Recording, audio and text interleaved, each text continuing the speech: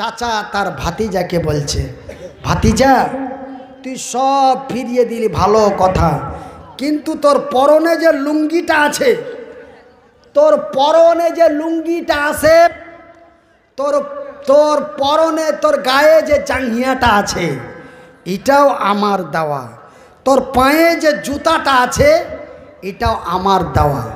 তার মানে চাচা তার ভাতিজারে ভয় দেখাইতেছে যে 20 বছরের যুবক তারে যদি উলঙ্গ করে দেওয়া যায়, সেহেতু উলঙ্গর ভয়ে হয়তো ইসলাম থেকে ফিরে যেতে পারে। বলে চাচা তুমি আমাকে উলঙ্গর ভয় দেখাও, উলঙ্গ হয়ে যাওয়া তো দূরের কথা, আমার গলাটা কেটে যদি 2 খণ্ড করে দাও আমি তবুও ইসলাম থেকে আর ফিরতে পারি না। এই নিয়ে নাও তোমার লুঙ্গি, এই নিয়ে নাও তোমার জাঙ্গিয়া, সমস্ত কিছু খুলে দিয়ে আব্দুল উজ্জা পূর্ণ উলঙ্গ হইয়া গেল। সুবহানাল্লাহ বলতে খারাপ পায়। সমস্ত কিছু খুলে দিয়ে আব্দুল উজ্জা পূর্ণ উলঙ্গ হয়ে গেল। জোরে কোন সুবহানাল্লাহ।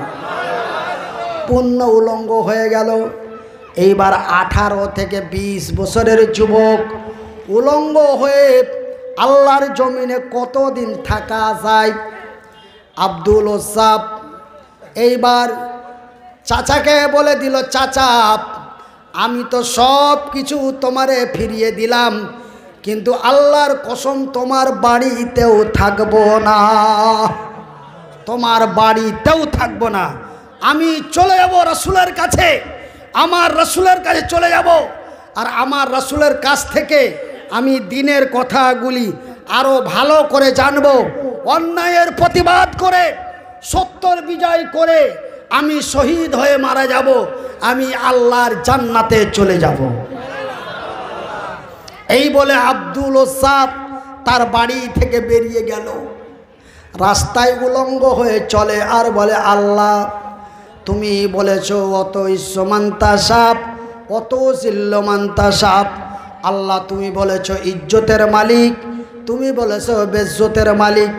ও আল্লাহ, ইয়া কালেমায়ে শাহাদাত, কালেমায়ে তাইয়্যিবা পাঠ করে ঈমান আনার কারণে আজকে আমাকে উলঙ্গ হতে হলো।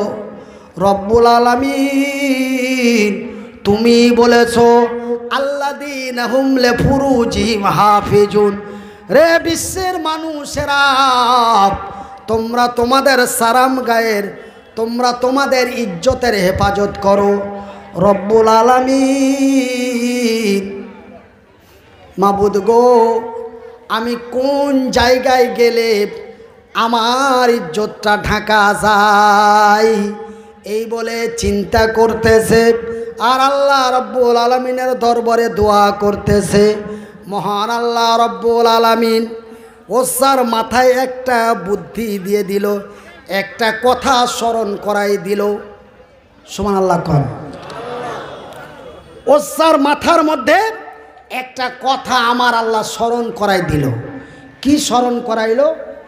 ওসা বলে, আরে আমার বাবা মারা গেছে, কিন্তু আমার মা তো বেঁচে আছে।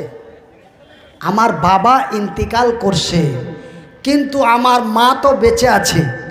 আমি আমার মায়ের কাছে যাই, আমার মা যদি আমারে কিছু দেয় তবে আমার মায়ের দেওয়া বস্তুটা দিয়ে আমার লজ্জা স্থানটা ঢাকবো। এই বলে ওসা তার মায়ের খোঁজে খুঁজতে খুঁজতে খুঁজতে খুঁজতে খুঁজতে খুঁজতে মায়ের বাড়ি খুঁজে পেয়ে গেল। একবার জোরে কোন আলহামদুলিল্লাহ। বাজানে রে, এইবার ওসা মায়ের বাড়ির দরওয়াজায় যে এমন করে মায়ের বাড়ির দরওয়াজায় টোকা দিতেছে আর বলে, মা ওগো মা বাড়িতে আসো। মা ছেলের কথা শুনে মা দৌড় দিয়ে এসে বাড়ির দরওয়াজাটি খুলে দেখে ছেলের পরনে কোনো কাপড় নাই। ওসার উলঙ্গ চেহারার দিকে মা তাকিয়ে লজ্জায় চোখটা ঢেকে বলে, ওসারে তুই কি জানিস না আমি তোর মা? তুই কি জানিস না আমি তোর মা? তুই আমার কাছে কেন উলঙ্গ হয়ে এসেছিস? তুই কেন উলঙ্গ হয়ে আমার কাছে এসেছিস? তুই কি জানিস না আমি তোর মা?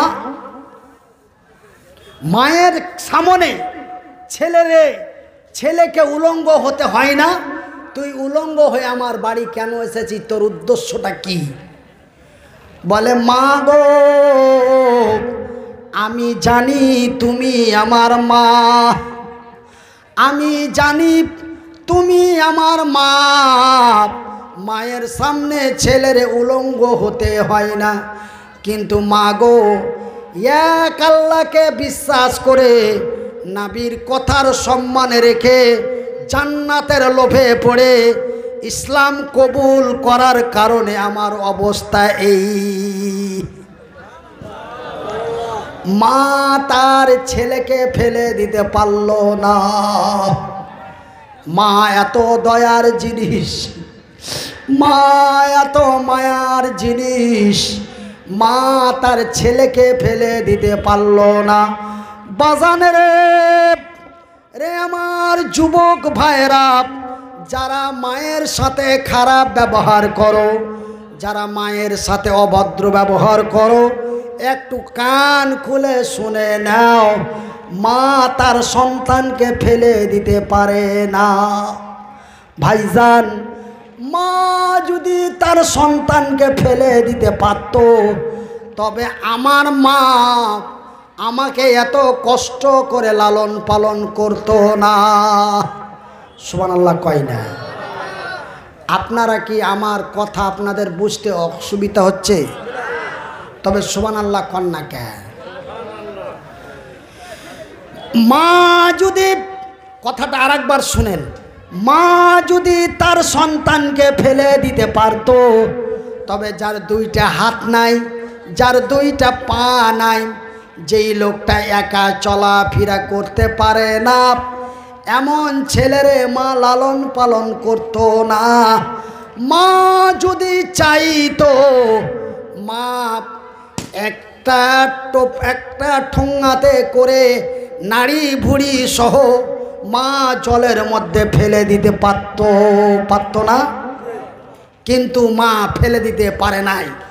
মা সুন্দর করে লালন পালন করে 14 বছর লেখাপড়া করিয়ে একজন আলেমে দিন বানাইয়া, একজন বক্তা বানাইয়া আপনাদের কাজ পর্যন্ত পৌঁছে দিয়েছে। আলহামদুলিল্লাহ কর, আলহামদুলিল্লাহ কর, একটু মোহাব্বত দিয়ে কর, একটু সবাই মিলে কর।